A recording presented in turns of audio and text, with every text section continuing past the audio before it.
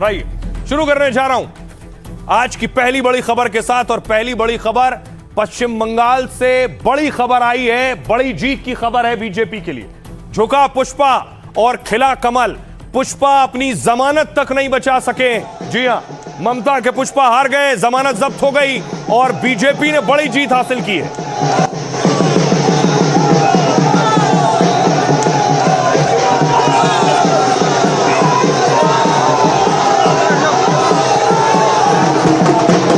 देखिए जरा, फालता में लोग खुश हैं, लोग पुष्पा पर सवाल उठा रहे हैं, पूछ रहे हैं पुष्पा से सवाल। है वो पुष्पा है, पुष्पा जो पुष्पा है वो फूस हो गया और आम आदमी का जय हो गया। पूरा गुंडा राज चल रहा था, पूरा पुष्पा राज चल रहा था। 2026 में वो पुष्पा राज खत्म हो गया, पुष्पा राज भूस हो गया और अभिषेक बनर्जी का जो टाउन था वो न्यू टाउन हो गया। ठीक है, वो पूरा चला गया। फलता का जनता मुक्त हो गया है।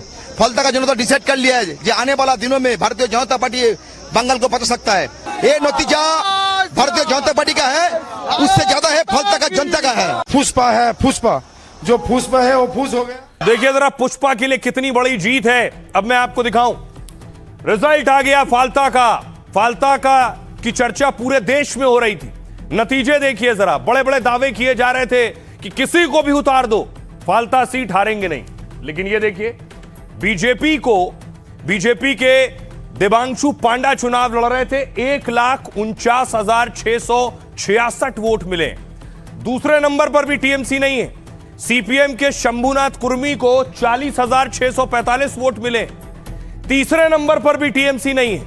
यहां कांग्रेस के अब्दुल रज्जाक मोला को 10,084 वोट मिले।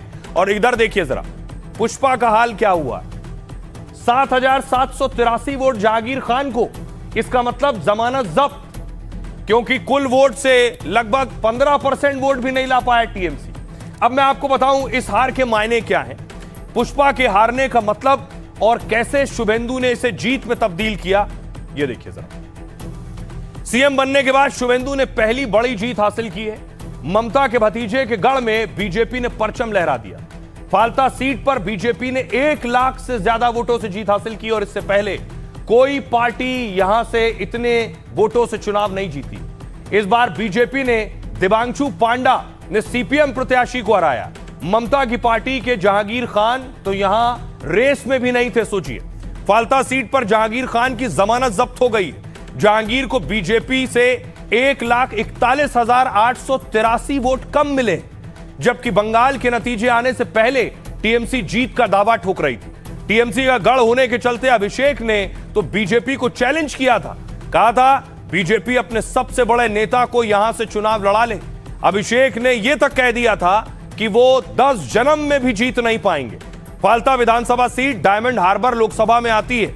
अब डायमंड हार्बर लोकसभा सीट से फिलहाल ममता के भतीजे अभिषेक बनर्जी सांसद हैं। अभिषेक की सीट पर किए कामों को डायमंड हार्बर मॉडल कहा जाता है। टीएमसी डायमंड हार्बर मॉडल को विकास का नया मॉडल बताती आई, लेकिन बीजेपी ने डायमंड हार्बर मॉडल ध्वस्त करने का दावा किया। फालता में पहली बार जीतकर साउथ 24 परगना की 11 सीटें बीजेपी ने जीत ली, क्योंकि यहां हिंसा और गड़बड़ी के चलते 21 मई को दोबारा वोटिंग हुई थी। सीएम शुभेंदु ने प्रचार किया था और टीएमसी प्रत्याशी पीछे हट गया था। खुद पुष्पा बताने वाले जहांगीर खान ने चुनाव न लड़ने का ऐलान किया था। सुनिए जरा, बीजेपी के लिए ये बड़ी जीत है, शुभेंदु के नेतृत्व में जीत हुई है, क्या कह रहे हैं। फालता में तो तृणमूल कोई जो पुष्पा बोले थे झुकेगा नहीं, तो पुष्पा तो झुकते झुकते भाग गया। और ये जो विक्ट्री है, जॉय है, ये आम आदमी का विक्ट्री है। फालता के माँ बहन का विक्ट्री है, गणतंत्रों का, डेमोक्रेसी का विक्ट्री है। माननीय प्रधानमंत्री जी बोले थे भय आउट भरोसा इन। हम सल्यूट करते हैं स्पेशली माँ बहन को, ये उनका जीत है। पुष्पा जो पास था वो खत्म हो गया। अब साधारण मानुष का राज, वहाँ पर कॉमन पीपल का राज चलेगा, जहाँ पर कोई अशांति नहीं होगा, सब नॉर्मल चलेगा, जो एज यूजुअल जो चलता है ऐसे ही चलेगा। और फलता में डेवलपमेंट होगा, डेवलपमेंट का राज चलेगा। सब लोग जानते हैं इसी को मिसयूज करके क्या जुल्म कर रहा है, क्या कंस्पिरेसी हो रहा है, उसको लड़ना चाहिए। अनफॉर्चुनेट है, ये इलेक्शन नहीं है। किसी को डिटेन कर लिया, किसी को अरेस्ट कर लिया, किसी को थ्रेट करके घर से निकाल दिया। इलेक्शन वो कैसे होगा? तृणमूल को टारगेट करके ये क्या जो होना था वही हो रहा है। जनता की जीत है और यहाँ का जो वीर था, यहाँ का जो खुद को स्वघोषित राजा बोल रहा था, उन्हीं को पूछिए जाके कि हार किसका हुआ है। जनता ने देख लिया, जनता ने हिसाब किताब कर दिया। ये खत्म मैं बोलूँगा कि अभिषेक बाबू को एक बार बाई इलेक्शन करके तो देखो तो लोकसभा में। हाँ, एक बार करो। आप इतना बड़ा वीर पुरुष हो, आपको करना चाहिए। रेजिग्नेशन दे के बोलना चाहिए कि मैं लोकसभा लड़ना चाहता हूँ, आओ हिम्मत है तो। अब देखिए जरा, अब आपको बताऊं कि फाल्ता का रिपोर्ट कार्ड क्या कहता है। फाल्ता से कौन अब तक जीत रहा था और बीजेपी के लिए जीत क्यों सबसे बड़ी है। देखिए जरा, फाल्ता के 4 रिजल्ट आपके सामने रख दिए मैंने। पहला देखिए जरा, 2026 यानी बीजेपी ने यह सीट जीती है 1,09,021 वोटों से। 2021 देखिए, टीएमसी ने जीती थी 40,774 वोटों से यह सीट।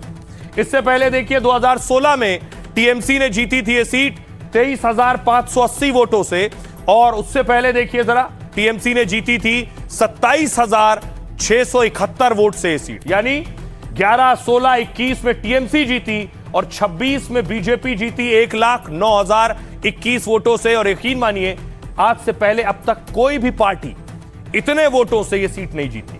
सुनिए जरा फाल्ता के लोगों को। I got freedom after 15 years oppressive rule.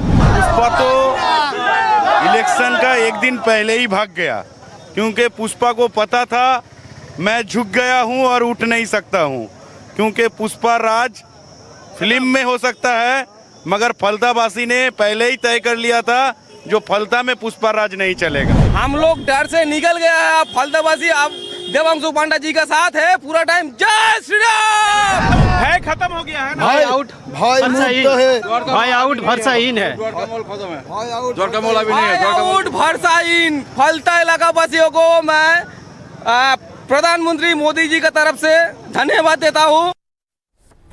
अब देखिए जरा, जैसे ही नतीजे आए, ममता बनर्जी सामने आई। फाल्ता में हार के बाद ममता बनर्जी ने प्रेस कॉन्फ्रेंस की, शुभेंदु पर हमला किया, चुनाव नतीजों पर सवाल उठाए। গাড়ি চড়ে সুখনিদ্রা দিচ্ছেন, লজ্জা করে না? সবটাই তো নকল, সবটাই তো টুকলি। এইভাবে কোনো রাজ্য চলতে পারে না। কাজে এই লড়াইয়ে অনেকেই ভয় পাচ্ছেন, অনেকে ভাবছে আমার চাকরিটা কি হবে, আমার ব্যবসাটা কি হবে, আমার কাজটা ঠিকমতো চলবে কিনা, আমার সেন্সর বোর্ড। अब देखिए जरा, ममता बनर्जी से लेकर अभिषेक बनर्जी तक इन नतीजों पर सवाल उठा रहे हैं। क्या कह रहे हैं? शुभेंदु अधिकारी ने कहा, कुख्यात डायमंड हार्बर मॉडल अब तृणमूल लूज बार मॉडल हो गया है। फाल्ता के मतदाताओं का धन्यवाद जिन्होंने बीजेपी को जिताया है। मैंने 1 लाख वोटों से जीत मांगी, आपने और ज्यादा वोटों से जिता दिया। माफिया बनी टीएमसी की सत्ता जाने के बाद कंकाल नुमा रूप सामने आया है। इनके नेताओं ने सरकारी पैसा लूटकर बंगाल को जागीर समझा था। अचानक सत्ता में आए एक धोखेबाज ने कमांडर का पद हासिल किया था। शेर की खाल में लिपटी बिल्ली ने लोकतंत्र का गला घोटने की कोशिश की। अब सच्चाई सामने आ गई है, जल्द टीएमसी को नोटा से भी चुनौती मिलेगी। ममता बनर्जी ने कहा, मतगणना और ईवीएम में धांधली हुई है, डेटा हैक किया गया था, आपने वोटों की लूट की है, हमें ईवीएम पर एक रिपोर्ट चाहिए। भवानीपुर में जब मैं 14,000 वोटों से आगे चल रही थी, लेकिन मतगणना केंद्र पहुंची तो देखा कि काउंटिंग में धांधली हुई थी। कोई भी राज्य इस तरह नहीं चल सकता, बहुत से लोग डरे हुए हैं। आपने हमारे 2 से 2,500 कार्यकर्ताओं को गिरफ्तार किया है, आपने हमारी पार्टी के कई कार्यालय को ध्वस्त कर दिया है, आपने बुलडोजर चलाकर फेरी वालों की रोजी रोटी छीन ली है। हम बीजेपी के खिलाफ जून में इंडिया गठबंधन की बैठक कर सकते हैं। ममता के भतीजे अभिषेक बनर्जी ने कहा, आज फाल्ता सीट पर हुई मतगणना में धांधली सामने आई है, क्योंकि आज दोपहर 3:30 बजे तक सभी 21 राउंड पूरे हो गए, जब 4 मई को इसी समय तक केवल 2 से 4 राउंड ही हुए थे। चुनाव आयोग ने सीईओ को हेरफेर और नाम काटने में इस्तेमाल किया है, उन्हें मुख्य सचिव बना दिया, जबकि फाल्ता में आचार संहिता लागू थी। आचार संहिता के बावजूद दिन दहाड़े पार्टी कार्यालयों में तोड़फोड़ की गई। फाल्ता में 1000 कार्यकर्ताओं को घर छोड़ने पर मजबूर होना पड़ा, लेकिन चुनाव आयोग आंखें मूंद कर बैठा रहा। देश को जवाब चाहिए। सुनिए जरा क्या कुछ कह रहे हैं दिलीप घोष और ममता बनर्जी। बंगाल में टीएमसी कहीं था नहीं, अभी तो ऑफिस भी नहीं रहेगा उनका। उनके नेता अभी काउंसिलर, पंचायत, एमएलए, एमपी, प्रधान ऑफिस नहीं आ रहे हैं। क्यों भाई? अगर जीत के आया तो आओ, वो जाने लूट करके जीता है और इसलिए पब्लिक का डर से नहीं आ रहे हैं। तो इसलिए पार्टी कहीं है नहीं, चुनाव जबरदस्ती कराते थे 1 करोड़ फर्जी वोटर से। हम लोग इंडियन अलायंस एक साथ में हम फर्स्ट वीक ऑफ जून में बैठने का कोशिश करेंगे, सबको साथ बातचीत करके, और जो अदर जो लाइक माइंडेड पार्टी है, और हम लोग प्रोग्राम भी करेंगे। अगर जरूरत पड़े तो आपको मुखोश छीनने के लिए wherever we have to go, we are ready to go। वो लग रहा है कि स्ट्रांग रूम में क्या था, एक्चुअली में अपने आप ने सारा रूम उठाकर कहीं और रख दिया था, वो घुसपैठियों के हाथ में रख दिया था और जनता को यह समझ में आ गया। इसलिए आज तृणमूल कांग्रेस अपनी नीतियों के कारण, भारतीय जनता पार्टी के कार्यकर्ताओं की मेहनत के कारण, प्रधानमंत्री जी की लोकप्रियता के कारण और इस कारण से बंगाल की जनता में आए नए जागरण के कारण यह अभूतपूर्व परिवर्तन हुआ है। तो ममता बनर्जी कह रही हैं कि धांधली हुई। ममता बनर्जी कह रही हैं कि उनके लगभग दर्जनों, सैकड़ों नेताओं को भर दिया गया है जेल में। देखिए, ममता राज में जो डॉन था उसको भी गिरफ्तार किया गया, कोर्ट में पेशी हुई। इसका नाम है सोना पप्पू। ईडी ने पकड़ा है सोना पप्पू को। अब सोना पप्पू के ठिकाने पर बुलडोजर चलने लगा है। तस्वीर में अगली दिखाऊं, ये देखिए, हथौड़ा चल रहा है सोना पप्पू के ठिकाने पर।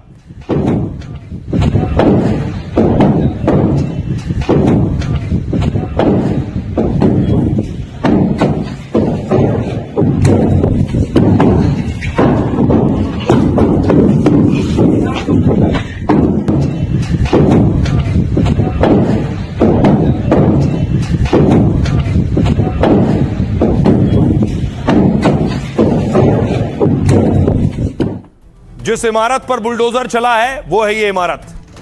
बुलडोजर भी आया था, ड्रिलर भी आया था और हथौड़ा भी चल रहा था।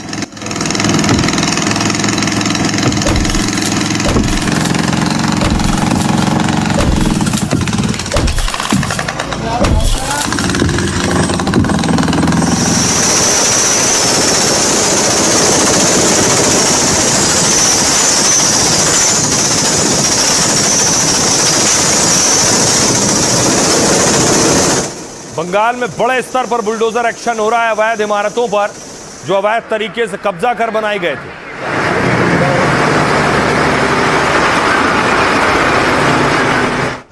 और इसी तरह बेलाघाट आपको लिए चलता हूं, जहां बुलडोजर एक्शन हुआ है। ये तस्वीरें आप देख रहे हैं। यहां भी बड़ी इमारत थी, पूरी सोसाइटी बनाई गई थी और पूरी सोसाइटी गिराई जानी है।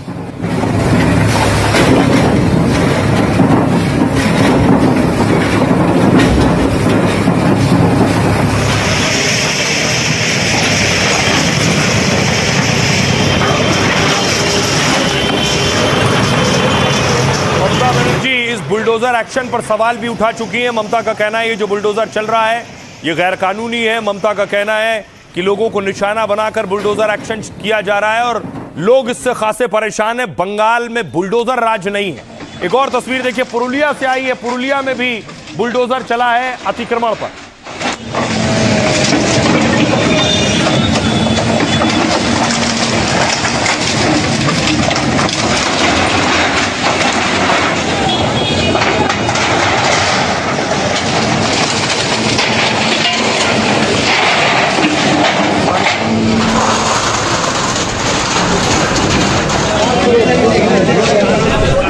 एक दिन टाइम दीजिए, आदमी खुद हट जाएगा। लेकिन ये बहुत ज्यादा गलत हुआ।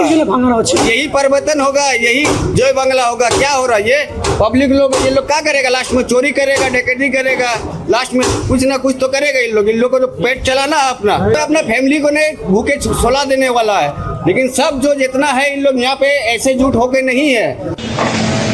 भाई आपको बताऊं कि आखिर सोना पप्पू कौन है। सोना पप्पू पर बुलडोजर एक्शन हुआ है। यह है सोना पप्पू जिसे आप देख रहे हैं, ईडी ने पकड़ा है। शुभेंदु के शपथ के बाद से बंगाल में ताबड़तोड़ बुलडोजर चल रहा है। इसी कड़ी में तिलजला, कस्बा और बेलाघाटा में बड़े स्तर पर कार्रवाई हुई है। 6 इमारतों को ध्वस्त किया गया है, जिसमें सोना पप्पू से जुड़ी इमारतें भी शामिल हैं। कस्बा इलाके में गालीशान 5 मंजिला इमारत पर कार्रवाई हुई है। यह बिल्डिंग बिना अनुमति बनाई गई थी, जो कि सोना पप्पू से जुड़ी हुई है। सोना पप्पू विश्वजीत पोद्दार ममता राज का बड़ा डॉन कहा जाता है। सियासी पहुंच की वजह से उसके सामने पुलिस भी मूकदर्शक बनी रहती है। वो कटमनी वसूलता था और ना देने पर लोगों को प्रताड़ित करता था।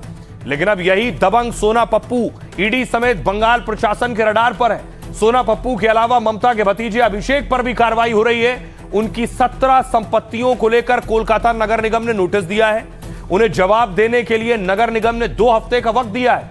अगर अभिषेक बनर्जी सही जवाब नहीं देते हैं तो बुलडोजर भी चल सकता है। सुनिए जरा इस बुलडोजर एक्शन पर चारों तरफ त्राहिमाम और हाहाकार है। सियासतदान क्या कह रहे हैं? तो हम लोग नोटिस भेजे थे, लेकिन कोई उत्तर नहीं आया।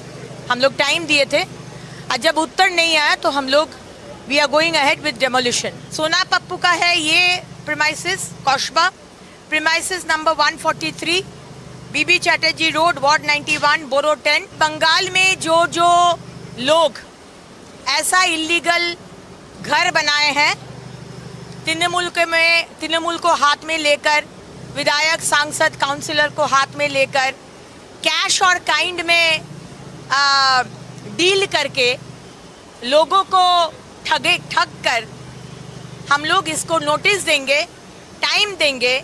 अगर उत्तर नहीं देंगे तो हम लोग डेमोलिश करेंगे। एक्ट, लॉ, इन सबका सम्मान सबको करना है।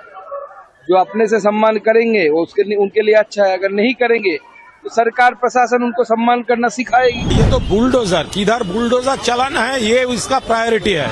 कभी गरीबों का ऊपर, हॉकर लोगों का ऊपर बुलडोजर, कभी कोई स्कल्पचर का ऊपर, स्टैचू का ऊपर, ये सब। तो उसका रोटी, कपड़ा और मकान का ऊपर वो उसका प्रायोरिटी नहीं है। उसका प्रायोरिटी हो गया है वो बुलडोजर है नेगेटिविटी का सिंबल, वो वही सिंबल वो सामने रख रहा है। कुणाल घोष एक झूठा इंसान है और मुझे लगता है कि ये झूठा बयान पर उसके खिलाफ मुकदमा करना चाहिए, भड़काने का। उनके पास कारतूस नहीं है यार।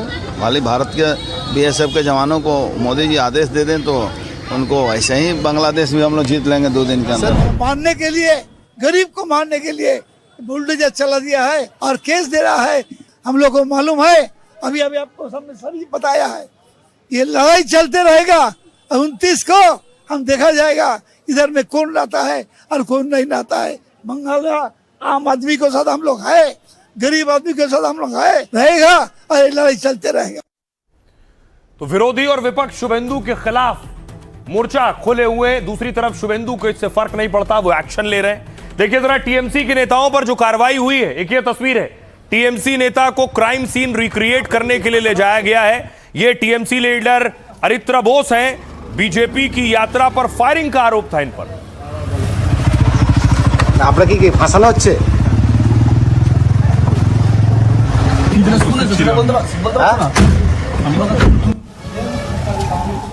अब देखिए दुर्गापुर में भी एक्शन हुआ है।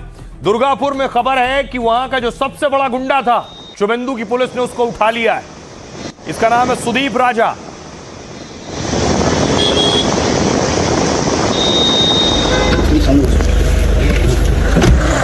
पश्चिम बंगाल में पुलिस को खुली छूट दी गई है। पुलिस सारे गुंडे, मवाली, डॉन सबको उठा रही है और अंदर कर रही है।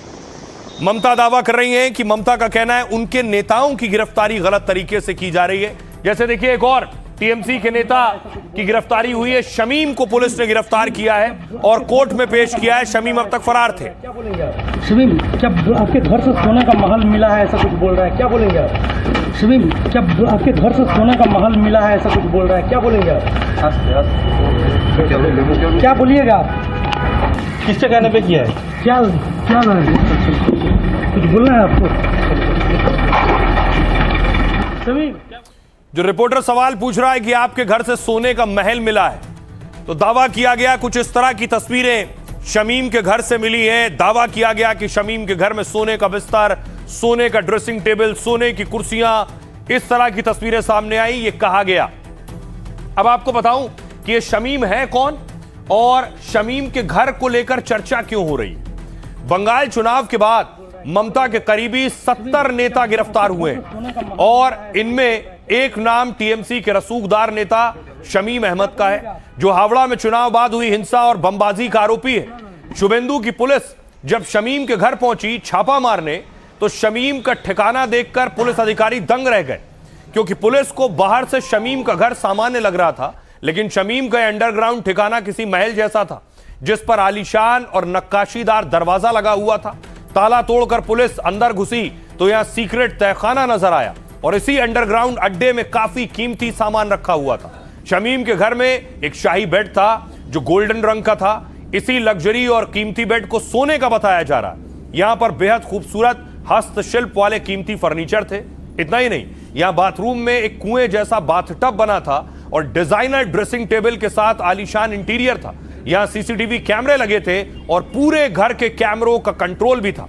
पुलिस के मुताबिक तहखाने में एक कमरे के अंदर दूसरा कमरा था और ऐसे ही रहस्यमय तरीके से पोर्शन बने हुए थे।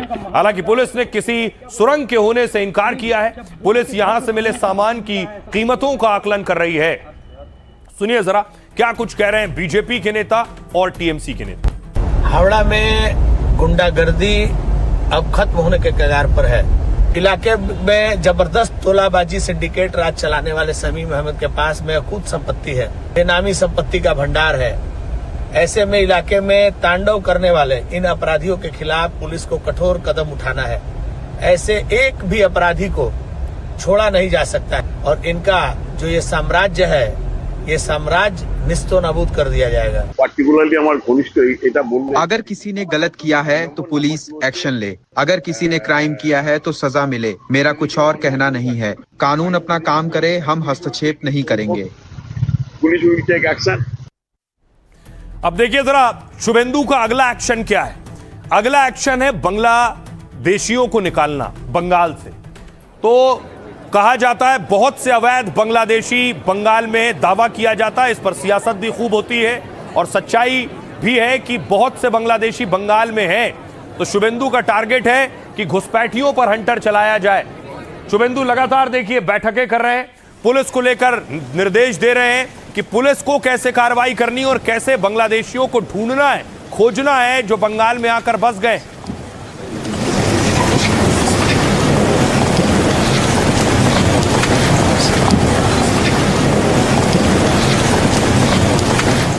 इसी तरह देखिए हावड़ा में बांग्लादेशियों को पकड़ा गया। ये 2 बांग्लादेशी गिरफ्तार हुए। दावा किया गया इनके पास से फर्जी दस्तावेज भी मिले। जो बंगाल में आ गए थे इन्हें पकड़ लिया गया है, इनके दस्तावेज फर्जी हैं और अब इन्हें वापस बांग्लादेश भेजा जाएगा।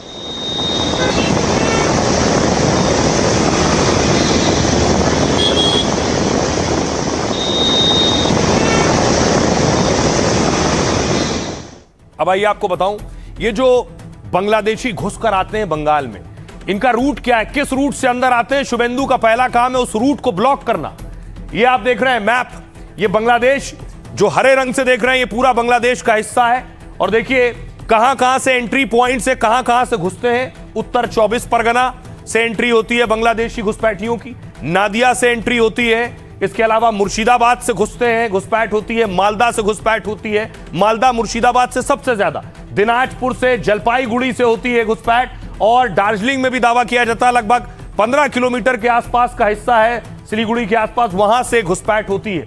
ये है दार्जिलिंग, जलपाईगुड़ी, दिनाजपुर, मालदा, मुर्शिदाबाद, नादिया, उत्तर 24 परगना, इन जगहों से घुसपैठ होती है। लेकिन अब मैं आपको बताऊं कि आखिर घुसपैठियों पर कैसे हंटर चलने वाला है। घुसपैठियों के लिए बाकायदा होल्डिंग सेंटर बना रहे हैं शुभेंदु अधिकारी। ये होल्डिंग सेंटर क्या है ये मैं आपको बताता हूं। देखिए जरा, कुछ इस तरह के होंगे ये होल्डिंग सेंटर। जिन्हें पकड़ा जाएगा उन्हें यहां लाकर रखा जाएगा इन सेंटर्स में।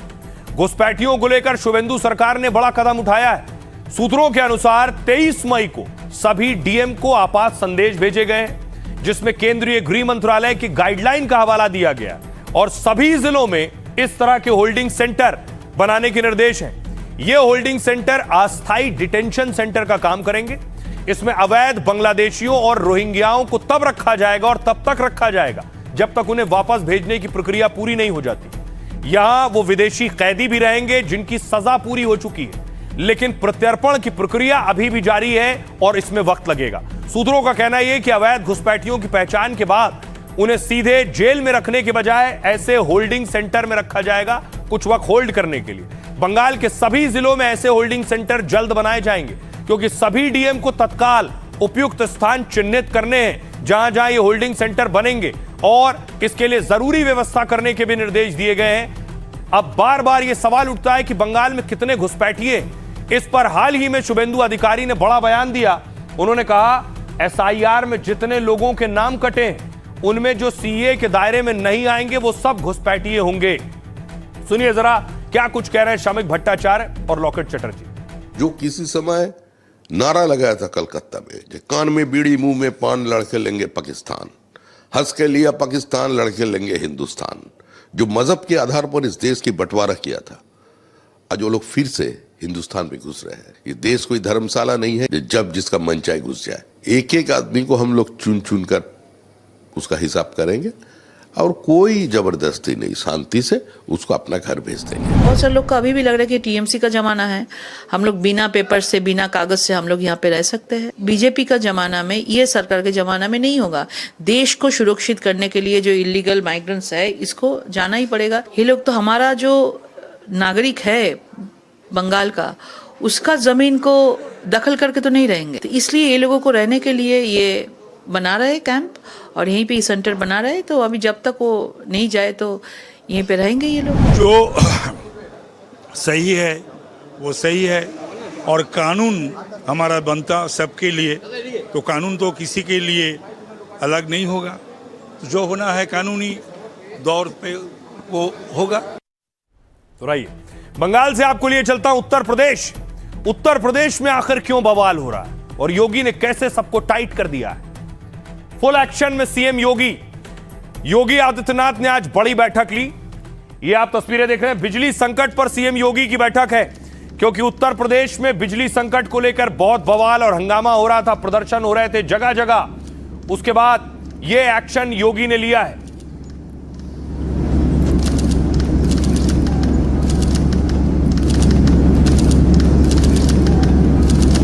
योगी ने बैठक ली और सख्त हिदायत दी है। क्या कहा आपको बताऊंगा, उससे पहले देखिए जरा कांग्रेस ने प्रदर्शन किया है। ये कानपुर में कांग्रेस पार्टी प्रोटेस्ट कर रही है।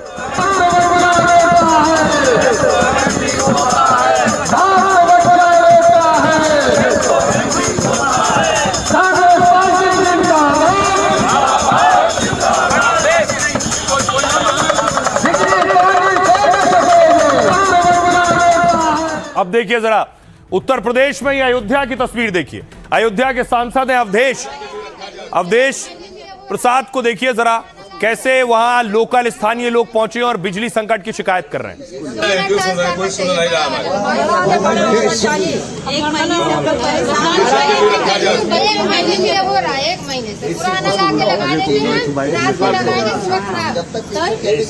छोटे छोटे बच्चे हैं, गर्मी क्या करें। बदले सर वही 16 केवी की लगा, जबरदस्ती टांग देते हैं सर जी, जबरदस्ती 16 टांग देते हैं। वो शायद 2-3 दिन 2 घंटा चला है, तक गया।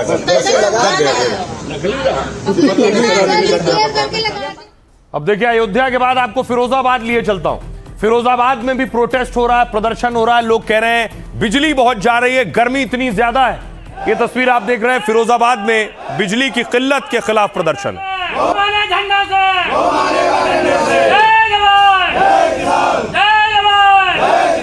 भारतीय किसान यूनियन जनशक्ति भारतीय किसान यूनियन जनशक्ति। और हालात ये, लोग जैसे ही बिजली जाती है पावर हाउस पहुंच जाते हैं। तो देखिए पावर हाउस की सुरक्षा बढ़ा दी गई है। बिजली पावर हाउस पर लोग ना पहुंच जाएं, उधम ना करें, तोड़फोड़ ना करें, कर्मचारियों को ना पीटे, इसलिए पुलिस सुरक्षा में पावर हाउस है।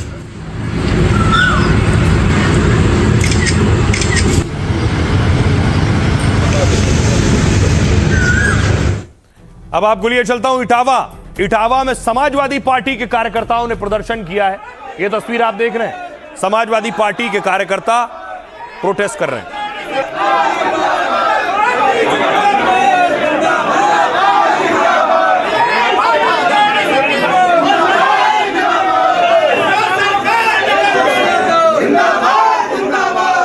पार्टी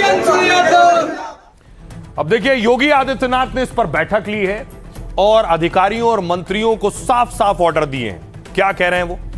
यूपी में रिकॉर्ड गर्मी के बीच बिजली संकट बेहाल कर रहा है और इसको लेकर मुख्यमंत्री योगी ने बड़ी समीक्षा बैठक की है, रिव्यू मीटिंग। योगी की बैठक में ऊर्जा विभाग के तमाम अधिकारी मौजूद रहे। सीएम ने हर हाल में बिजली आपूर्ति सुनिश्चित करने के निर्देश दिए। उन्होंने शिकायतों के जल्द से जल्द निपटाने के निर्देश दिए। सीएम ने कहा, लोगों को हालात की सही जानकारी दीजिए। बैठक में योगी बोले, नॉन स्टॉप बिजली सरकार की प्राथमिकता है और इसमें किसी भी तरह की कोई लापरवाही बर्दाश्त नहीं होगी। सीएम योगी ने कहा, लापरवाही की जवाबदेही तय होगी। उत्तर प्रदेश को इस बार रिकॉर्ड तोड़ गर्मी ने परेशान कर रखा है। आज देश के टॉप 10 शहर में सबसे गर्म शहरों में यूपी के 6 शहर हैं। उन शहरों में दोपहर के 2 बजे 48 डिग्री तापमान दर्ज किया गया। भीषण गर्मी के बीच बिजली संकट लोगों की मुश्किलें बढ़ा रहा है और कई जगहों पर लोग सड़कों पर उतर रहे हैं, प्रदर्शन कर रहे हैं। अघोषित बिजली कटौती पर योगी सरकार ने सख्त रुख अपनाया है। यूपी पावर ट्रांसमिशन कॉर्पोरेशन में बड़े पैमाने पर निलंबन हो गया है, सस्पेंशन हो गया, अधिकारी सस्पेंड कर दिए गए। गाजियाबाद मेरठ के एग्जीक्यूटिव इंजीनियर को सस्पेंड कर दिया गया है।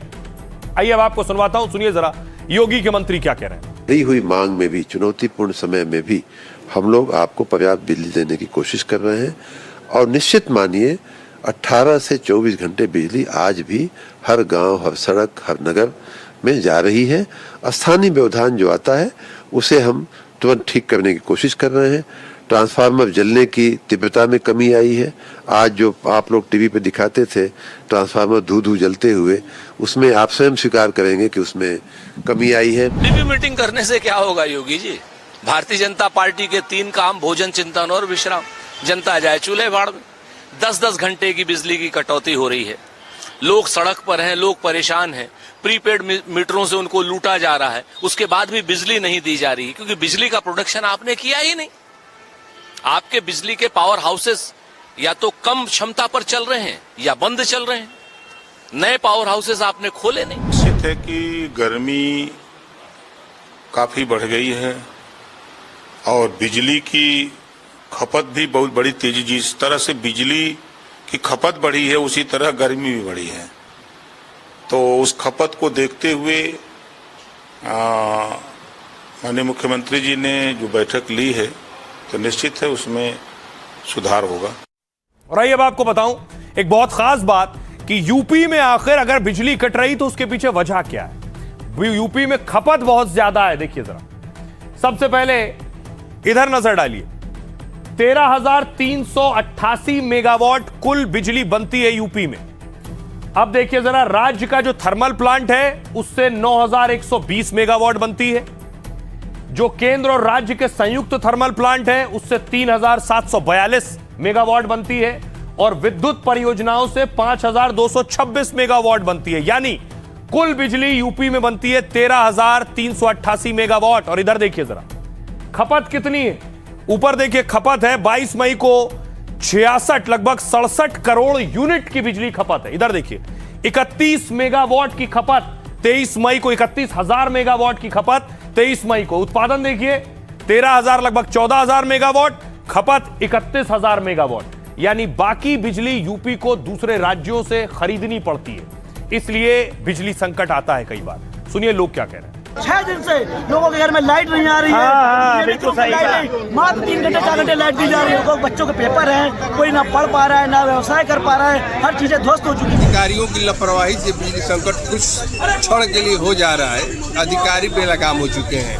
ये शुरू से ही 2017 में जो अधिकारी थे 2022 के अधिकारी बेलगाम हो गए। ग्रामीण इलाकों में इतनी ज्यादा कटौती हो रही है कि इसको लेके लोग सरकार को सीधा निशाना बना रहे हैं और ऐसा निशाना बना रहे हैं कि वो मतलब 1 to 1 होने के कगार पे जा रहे हैं। केवल ये बिजली के क्षेत्र में नहीं है, कोई भी ऐसा इनका विभाग उठा करके देख लीजिए, सारे विभाग जो है इस समय त्राहिमाम की स्थिति में है। एक दिन में भैया 13 से 14 घंटे की बिजली कटौती चल रही है।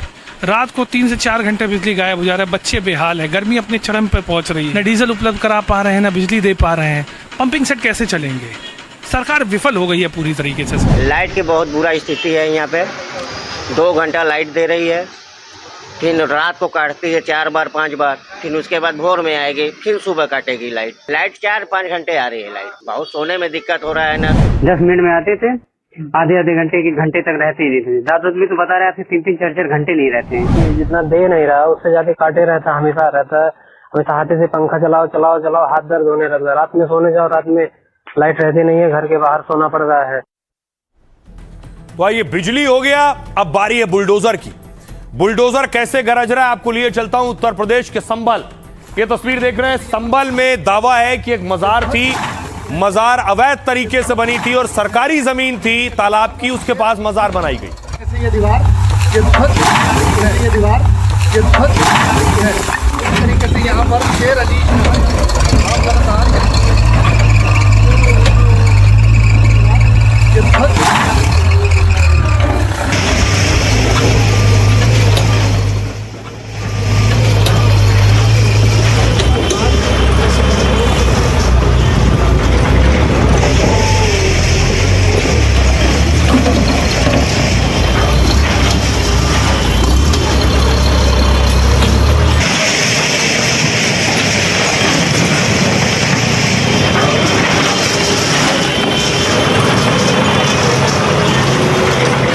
मजार पर बुलडोजर चला। यूपी सरकार की नजर अब वक्फ की उन संपत्तियों पर है जिन संपत्तियों को लेकर सवाल किए जा रहे हैं या जिन संपत्तियों का पूरा ब्यौरा नहीं है। क्या उन संपत्तियों पर भी बुलडोजर चलेगा? अब सवाल इस बीच ये है, देखिए जरा, अब आपको बताऊं कि वक्फ संपत्तियों को नोटिस दिया गया है। कौन सी वो संपत्तियां हैं? वक्फ संपत्तियों को लेकर योगी सरकार ने कड़ा रुख अपनाया है। सरकार ने 31,000 से ज्यादा वक्फ संपत्तियों को नोटिस दिया है और पूछा गया है क्यों ना उनका रजिस्ट्रेशन रद्द कर दिया जाए। इन संपत्तियों पर सरकार को गलत जानकारी देने का आरोप है। दरअसल यूपी सभी वक्फ संपत्तियों की जानकारी इकट्ठा की जा रही, जिसे उम्मीद पोर्टल पर अपलोड करने का आदेश दिया गया। समय सीमा खत्म हुई तो हजारों संपत्तियों की जानकारी गलत मिली है। ऐसी 31,000 से ज्यादा संपत्तियों को नोटिस जारी किया गया है। दरअसल सरकार उन संपत्तियों को एक मौका देना चाहती है, फिर से पूरी जानकारी के साथ नोटिस का जवाब 5 जून तक देना है। अगर जानकारी ठीक मिली तो कोई कार्रवाई नहीं की जाएगी और अगर जानकारी फिर से गलत मिली तो संपत्तियां जब्त कर ली जाएंगी। उत्तर प्रदेश में सुन्नी वक्फ बोर्ड के पास 1,23,000 संपत्तियां हैं, वहीं राज्य के शिया वक्फ बोर्ड के पास कुल 3,102 संपत्तियां हैं। सुनिए जरा क्या कुछ कह रहे हैं धर्मगुरु। में कुछ गलतियां हुई हैं, जहां खतौनी का नंबर डालना चाहिए वहाँ वक्त का नंबर डाल दिए हैं, तो चेकिंग में वो कंप्यूटर उसको गलत बता दिया। तो ऐसे लोगों के लिए कल ही नोटिस जारी हुई है, टीम बना दी गई है। जो बड़े बड़े ज़िले हैं जहाँ से ज़्यादा वक्त संपत्ति जो है खारिज की गई है, तो बड़े पैमाने पर त्रुटियाँ पाई गई हैं। किसी दूसरे के नाम से संपत्ति है, उसको वक्त संपत्ति के नाम से दर्ज किए हैं, तो ऐसे निरस्त। ऑनलाइन जो पोर्टल है उसमें कुछ डॉक्यूमेंटेशन ऑनलाइन फिल करने हैं, तो कई ऐसे वक्फ की संपत्तियां हैं जिन्होंने प्रॉपर डॉक्यूमेंटेशन अपलोड नहीं किया गया है। इस वजह से उनका वो प्रोसेस उस समय टेम्पररी रिजेक्ट हो गया। सबके पास समय है, सब अपने डॉक्यूमेंट को रजिस्टर कर सकते हैं, ऑनलाइन अपलोड करेंगे और हर वक्फ की संपत्ति उत्तर प्रदेश में उम्मीद पोर्टल पे सही तरीके से दर्ज हो, इसके लिए हम प्राथमिकता पे काम कर रहे हैं। वक्फ संपत्तियों पे सरकार की, भारतीय जनता पार्टी की, भारतीय जनता पार्टी से जुड़े हुए पूंजीपतियों की बहुत पहले से नजर है और वो किसी भी तरह से, किसी भी बहाने से, किसी भी अड़चन से उन संपत्तियों को, पूंजीपतियों को देना चाहते हैं। मैं अपील करूंगा तमाम मुतवल्लियों से, तमाम वक्फ के जिम्मेदारों से कि बाकायदा फौरन इसको फिर से भरें और उसके ऊपर ऑनलाइन अप्लाई करें ताकि ये संपत्तियां तबाह बर्बाद होने से बच सकें। क्योंकि देखिए बहुत से लोग चाहते हैं कि संपत्तियां तबाह बर्बाद हों और सभी लोग इन्वॉल्व हैं, वक्फ तबाह बर्बाद हो और वक्फ बोर्ड से निकल के प्राइवेट संपत्ति में आए ताकि हम उसको आसानी से बेच सकें। और जो प्रॉपर्टीज रिजेक्ट की गई हैं उनको ये वक्त दिया गया कि वो अपनी प्रॉपर्टीज के रिजेक्शन के बाद उसका सही पूरा डेटा उस पोर्टल पर अपलोड करें और उसमें बढ़ चढ़ कर तमाम मसाजिद के जिम्मेदारों ने, मदारिस के जिम्मेदारों ने, खानकाहों के जिम्मेदारों ने बढ़ चढ़ कर हिस्सा लिया है। और मुझे लगता है कि काफ़ी हद तक बड़े पैमाने पर जो भी रिजेक्शन के बाद कोताहियाँ और खामियाँ थीं उनको दूर कर लिया गया है। यूपी से एक और खबर है, हड़कंप मच गया जब आईटीबीपी के जवानों ने पुलिस कमिश्नरेट घेर लिया। ये तस्वीरें देख रहे हैं आप, आईटीबीपी के 50 से ज्यादा जवान सीपी ऑफिस पहुंच गए। देखिए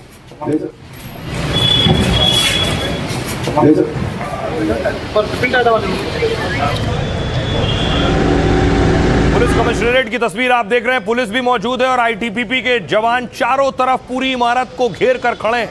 सबके हाथों में बंदूक है।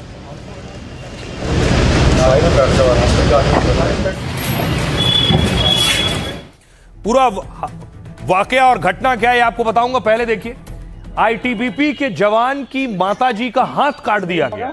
वो जवान हाथ लेकर, कटा हुआ हाथ लेकर कमिश्नरेट पहुंचे थे। कृष्णा अस्पताल रेल देना हमारे कैसे कटा था? मैं सांस की दिक्कत थी साथ में, तो मेरे मन में मैं यहाँ बुलाता हूँ। मैं IT अब देखिए जरा, जिस आईटीबीपी के जवान की माताजी का हाथ अस्पताल ने काटा, वो हाथ लेकर पहुंचा और वो रो रहा है। पूरा मामला क्या है, क्यों आईटीबीपी ने कमिश्नरेट घेरा है, किससे जुड़ा मामला है? 17 तारीख से लिए मैं घूम रहा हूँ। मेरी मर्जी से खाना खिलाया, मुझे इतना बड़ा किया, उस हाथ लिए घूम रहा हूँ। कोई न्याय नहीं दे रहा। थाने जा रहा हूँ, बोलते सीमो रिपोर्ट बनाएगा, कभी बोलते ये करेगा। हाथ लिए बर्फ लगा के घूम रहा हूँ। 17 तारीख से लिए मैं घूम रहा हूँ। ये हृदय विदारक खबर है। आपको बताऊं क्यों आईटीबीपी जवान रो रहा है और क्यों पूरी फौज एक साथ घिराव करने पहुंच गई। इसको लेकर अलग अलग वर्जन है। देखिए जरा क्या कहा जा रहा है। तो एक तरफ पुलिस थी और एक तरफ आईटीबीपी के जवान।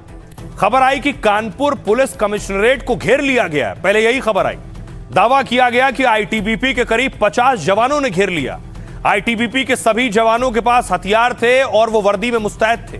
आईटीबीपी के जवानों का नेतृत्व कमांडेंट रैंक के अधिकारी कर रहे थे। वो खबर और कमिश्नरेट से आई तस्वीर आग की तरह फैलने लगी। तब कानपुर पुलिस और आईटीबीपी दोनों की तरफ से सफाई दी गई। कहा गया कि आईटीबीपी के अधिकारी कमिश्नरेट से मुलाकात के लिए पहुंचे और उस मुलाकात के लिए बाकायदा कमिश्नर ने वक्त दिया था। दरअसल मामला कानपुर के एक अस्पताल की लापरवाही से जुड़ा है। आईटीबीपी के एक जवान उस अस्पताल के खिलाफ शिकायत करने के लिए पहुंचे थे। उस जवान का आरोप था कि कानपुर पुलिस शिकायत दर्ज नहीं कर रही। विकास सिंह नाम के जवान कृष्णा अस्पताल में मां का इलाज करा रहे थे। विकास सिंह की मां निर्मला देवी को सांस लेने में परेशानी थी। आरोप है कि अस्पताल की लापरवाही से मरीज के हाथ में संक्रमण फैल गया और संक्रमण इस कदर बढ़ा कि विकास सिंह की माताजी का हाथ काटना पड़ा।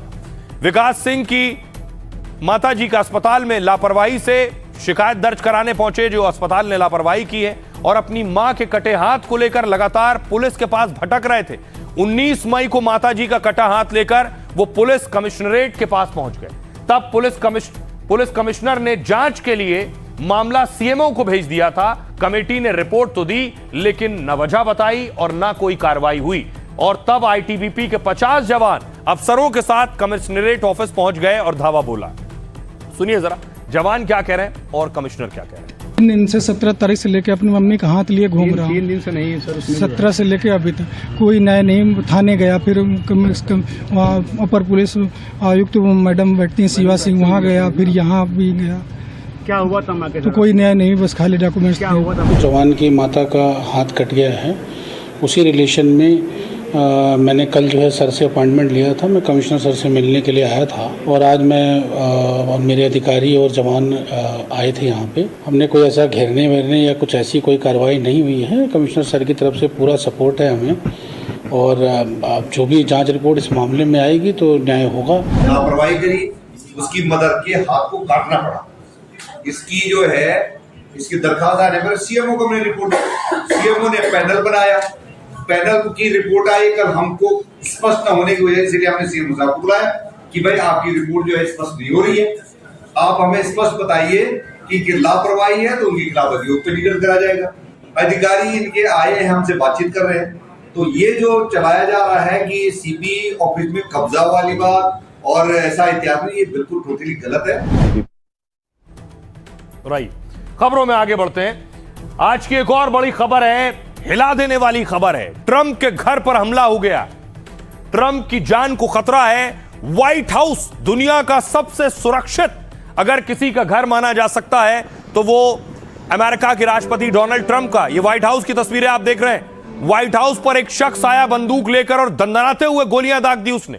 यह है वो शख्स, इसका नाम है नासिर बेस्ट, 21 साल का नासिर बेस्ट। देखिए जरा, नासिर ने जब गोलियां चलाई, आपको बताऊं कि नासिर बंदूक लेकर व्हाइट हाउस के बाहर पहुंचा और जब फायरिंग कर रहा था, ठाई ठाई की आवाज आ रही थी और बाहर जो पत्रकार खड़े थे वो भाग खड़े हुए। ये तस्वीर आप देख रहे हैं। वहां एंकरिंग चल रही थी और फायरिंग भी चल रही थी साथ साथ।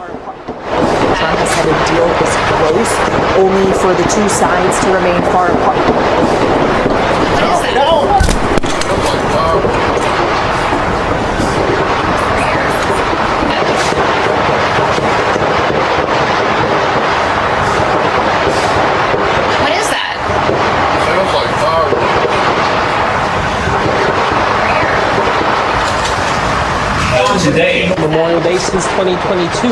President Trump promises the prices will go down, but his grip on Republican support on Capitol Hill is weakening.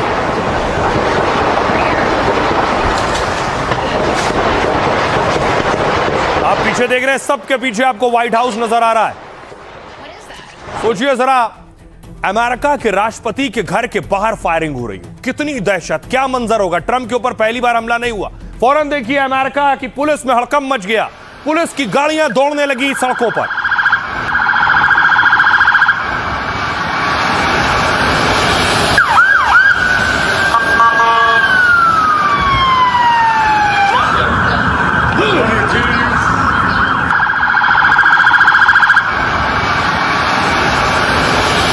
और उसके बाद देखिए, ये तो पुलिस पहुंच रही थी व्हाइट हाउस के ऊपर। देखिए जरा, व्हाइट हाउस के ऊपर अंदर बंदूकधारी सारे सुरक्षाकर्मी नजर आ रहे थे।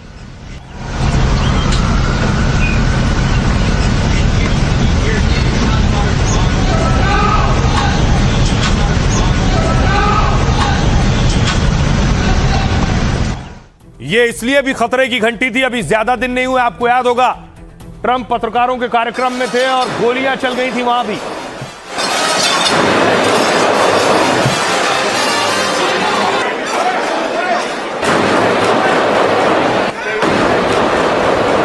यहां से किस तरह ट्रंप को बचाया गया था।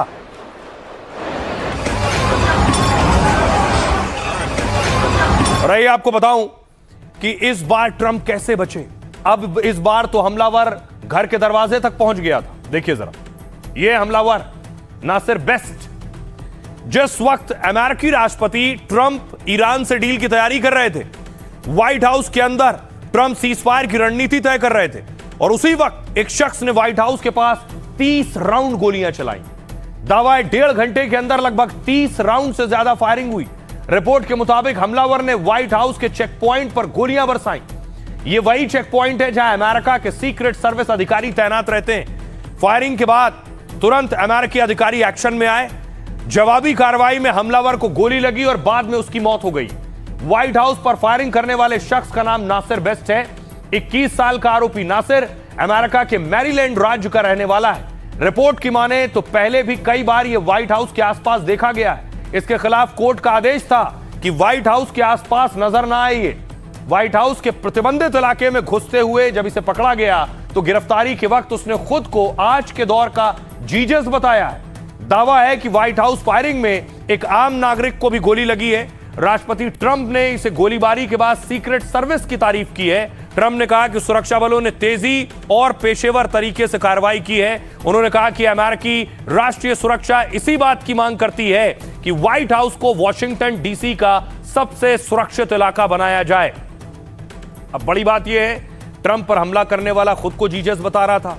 ट्रंप जब ईरान पर हमला कर रहे थे तो वो भी खुद को जीजस का अवतार बता रहे थे। सुनिए जरा क्या कुछ कह रहे हैं इस पर पुलिस।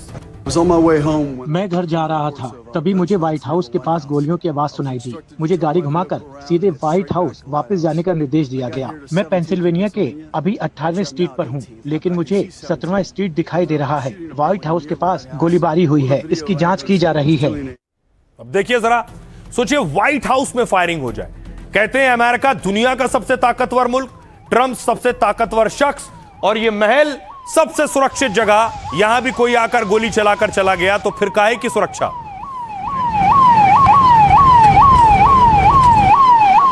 अब देखिए जरा व्हाइट हाउस की सुरक्षा होती कैसी है। यह मैं आपको बताता हूं। कुछ इस तरह की होती है सुरक्षा बलों की तैनाती देखिए जरा। व्हाइट हाउस में सुरक्षा बलों ने 3 लेयर का सुरक्षा घेरा बनाया हुआ। बाहरी सिक्योरिटी वॉशिंगटन डीसी की पुलिस संभालती है। इसके बाद परिसर में अमेरिकी सीक्रेट सर्विस एजेंट होते हैं। आंतरिक परत में अमेरिकी प्रोटेक्टिव डिवीजन होती है। यह अमेरिकी राष्ट्रपति का सबसे करीबी सुरक्षा घेरा संभालते हैं। ग्राउंड पर पेट्रोलिंग के साथ छत पर स्नाइपर्स तैनात रहते हैं, बंदूकधारी जिनका निशाना सटीक होता है। कुल मिलाकर परिसर में 1000 से ज्यादा सैनिक मौजूद रहते हैं। व्हाइट हाउस की 150 खिड़कियों पर मजबूत बुलेट प्रूफ ग्लास है। ग्लास देखिए जरा, ये मोटे ग्लास हैं, गोली नहीं पार होती। 2.5 इंच मोटी ग्लास की परत कई राइफल हमलों को रोक सकती है। दरवाजों को इतना मजबूत बनाया है कि धमाकों का सामना कर सकें। स्क्रीनिंग के बिना परिसर के किसी भी छोर पर कोई नहीं जा सकता है। यह देखिए तस्वीर, परिसर की घेराबंदी लोहे और स्टील की मजबूत बाड़ से परिसर की घेराबंदी हो रखी है। पहले ये जो फेंस आप देख रहे हैं ये 6.5 फीट थी, अब इसे 13 फीट बढ़ा दिया गया है। जमीन के नीचे और चारों तरफ खास सेंसर लगाए गए हैं। साथ ही इंफ्रारेड कैमरे के से अंधेरे में भी इंसान यहां पहचाना जा सकता है। No fly zone, white house का परिसर नो फ्लाई जोन घोषित है। परिसर के ऊपर विमान, ड्रोन या हेलीकॉप्टर उड़ान नहीं भर सकते हैं, रोक है उस पर। व्हाइट हाउस को ड्रोन डिफेंस सिस्टम के तहत तैनात किया गया और तैयार किया गया है। अगर नियमों का उल्लंघन हुआ तो फौरन एक्शन होता है। व्हाइट हाउस से 5 मिनट की दूरी पर फाइटर जेट तैनात रहते हैं। अंडरग्राउंड सुरक्षा, दावा है कि व्हाइट हाउस के अंदर कई सुरक्षित सुरंगें मौजूद हैं और इमरजेंसी के वक्त राष्ट्रपति के लिए विशेष अंडरग्राउंड व्यवस्था रहती है। यह है, इस लेवल की तैयारी होती है। सुनिए जरा क्या कुछ कह रहे हैं रक्षा विशेषज्ञ। अमेरिका के अंदर जो गन लॉज हैं वो बहुत लीनियंट है, तो हर एक किसी को भी हथियार लेना बड़ा आसान है। और गन लॉ भी इतनी स्ट्रॉन्ग है, चाहे वो रिपब्लिकन आए या डेमोक्रेट्स आए, उनकी गन लॉ चेंज नहीं हुए। और यही है कि कोई भी हथियार लेके कहीं भी जा सकता है। अब ये नासिर वासिफ जिसकी बात करते हैं, ये इमोशनली डिस्टर्ब्ड आदमी था, ये पहले भी रडार में है, सर्विस सीक्रेट सर्विस में। तो ये सच्चाई है कि जिस प्रकार से डोनाल्ड ट्रंप के बाद एक से एक बार हमले हुए हैं। एक्सपर्ट्स को आप सुन रहे थे। अब आपको लिए चलता हूं पड़ोसी मुल्क पाकिस्तान। पाकिस्तान में देखिए धमाका हुआ है, उड़ा दी पाक सैनिकों से भरी ट्रेन। ये तस्वीर देख रहे हैं एआई किस तरह से आत्मघाती अटैक हुआ है। ये देखिए जरा कैसे गाड़ी आई है और टकराई है गाड़ी।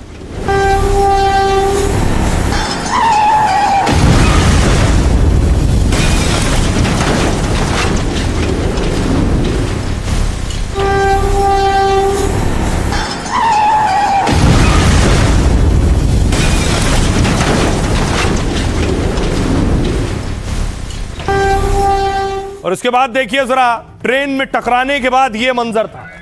धुएं का गुबार, आग की लपटें, बोगियां आग में पूरी तरह से झुलस गई थी। अब आइए आपको बताऊं यह हमला कहां पर हुआ है।